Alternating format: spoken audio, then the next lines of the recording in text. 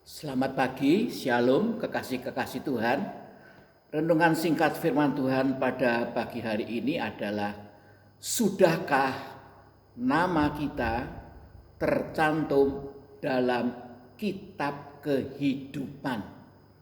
Puji Tuhan, kita akan membaca kitab Wahyu pasal yang ke-20 ayat yang ke-11 dan 12 sebagai berikut.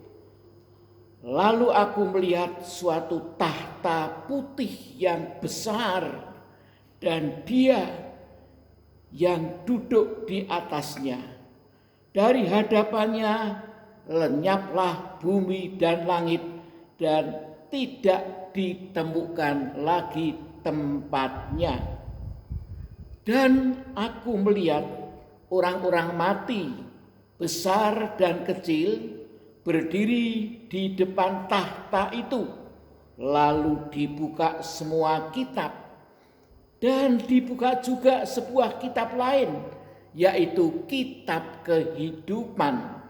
Dan orang-orang mati dihakimi menurut perbuatan mereka berdasarkan apa yang ada tertulis di dalam kitab-kitab itu.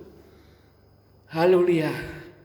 Tuhan membukakan rancangannya secara terus terang lewat Alkitab kita. Dikatakan bahwa Yohanes diberikan satu penglihatan, satu perkara yang akan terjadi sesudah kerajaan 1000 tahun damai.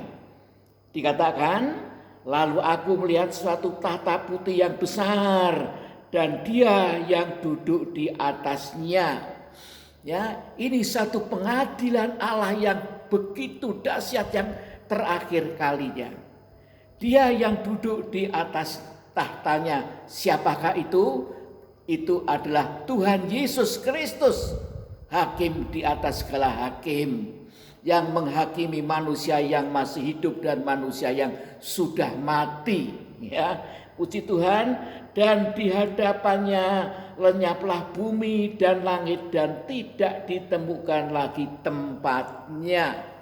Ya, langit dan bumi yang sudah dipakai selama ribuan tahun, sudah dipakai juga dalam kerajaan 1000 tahun, akan dilenyapkan dalam sekejap mata. Semesta alam dengan bintang-bintang yang bertebaran, planet-planet, haleluya, yang bertebaran, bintang-bintang yang tidak terhitung jumlahnya.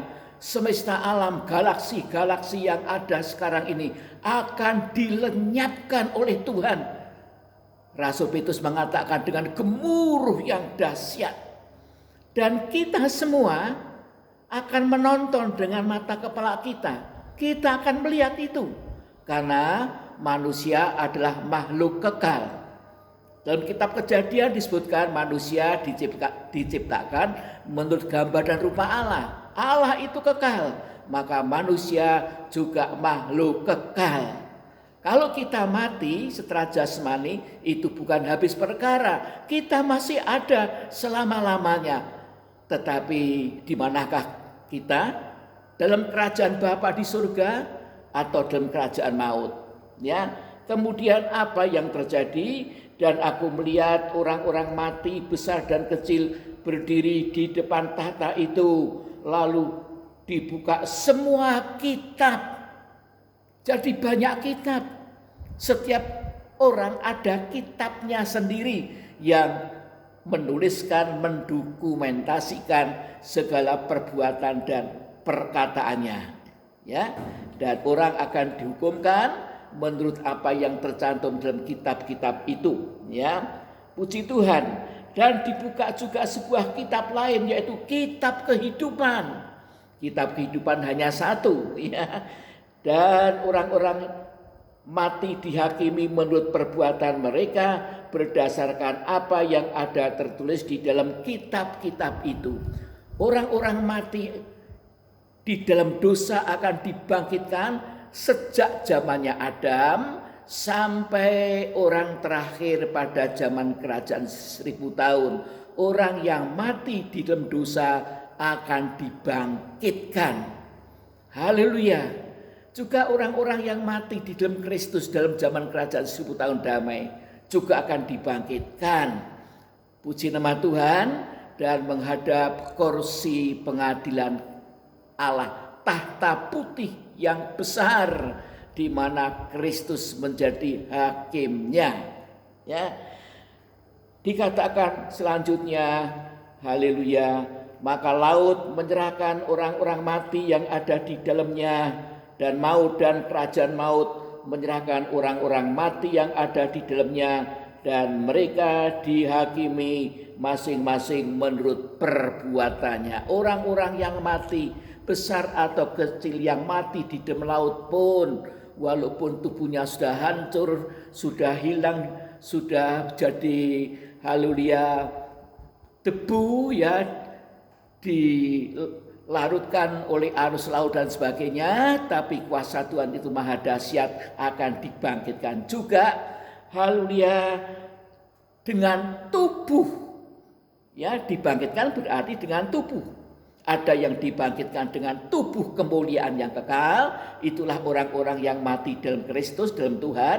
Dan ada orang yang dibangkitkan dengan tubuh kekal tetapi hina dina. Ya, itulah orang-orang yang mati di dalam dosa. Ya, dikatakan mereka akan masing-masing haleluya dihakimi menurut perbuatannya. Ya, jadi perbuatan-perbuatan manusia itu terus didokumentasikan dan terdapat dalam kitabnya. Ya, kitab yang mencatat segala perbuatan kita. Ayat yang ke-14, lalu maut dan kerajaan maut itu dilemparkan, haleluya, ke dalam lautan api. Itulah kematian yang kedua, lautan api. Maut adalah salah satu nama dari iblis. Iblis juga bernama maut, dan penguasa kerajaan maut.